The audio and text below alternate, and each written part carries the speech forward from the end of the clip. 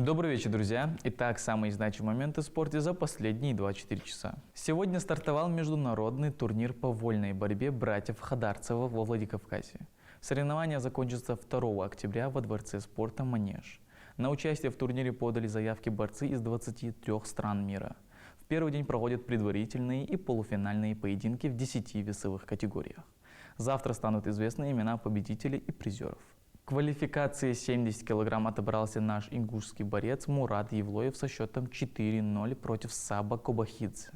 А в 1/8 финала в весе 92 кг выиграл Магомед Тагир Ханиев со счетом 11-4 Юсупа Хаджи Айдаева. 17-летний борец Исмаил Ханиев в составе сборной России готовится к первенству мира Ю-23 по вольной борьбе 2024, который пройдет с 21 по 27 октября в Тиране. Исмаил выступает в королевском весе до 74 кг. Напомню, что он завоевал золото на первенстве СКФО по вольной борьбе среди юниоров до 21 года, а также стал победителем первенства России среди юниоров до 24 лет. У нашего футболиста Исламбека Саутиева первая голевая передача за Волгарь ЮФЛ Юг. Защитник отметился результативным ассистом в домашней игре против Ротора. Исламбек со своей половины поля выдал великолепный заброс к воротам соперника. На подступах к воротам Игорь Иванченков подхватил мяч и реализовал выход 1 на 1. Этим забитым мячом астраханцы отыграли один мяч, сделав свой счет 1-2. В итоге волгоградцы забили еще один гол и выиграли со счетом 3-1. Исламбек Саутиев и Абдулхамед Тангиев провели на поле всю игру. Алан Барахоев был заменен на 82-й минуте.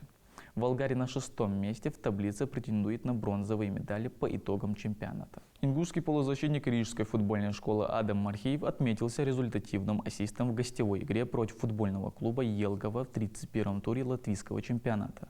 У нашего полузащитника это уже 4-я голевая передача за сезон. Адам на 71-й минуте после прострела с фланга подобрал мяч на линии штрафной и пробил по воротам соперника. Снаряд рикошетом от ноги оппонента залетел в ворота. Этим ударом команда открыла счет в игре и в итоге одержала победу со счетом 2-0.